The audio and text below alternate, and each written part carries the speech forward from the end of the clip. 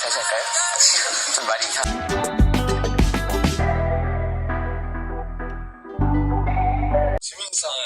ハロウィンで渋谷に来ました。その時が、二人だけ。ジミーとジョングクで、はい二人で私の初めての旅行をしました。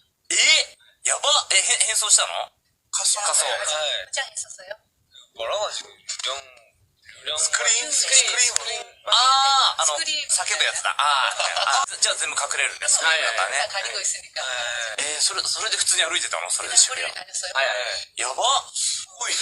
ヒロで渋谷まで一緒に歩いてた。歩きました。広尾から渋谷まで歩いたの？はい。30分くらい。そうだよね。結構遠いよね。結構遠いよね。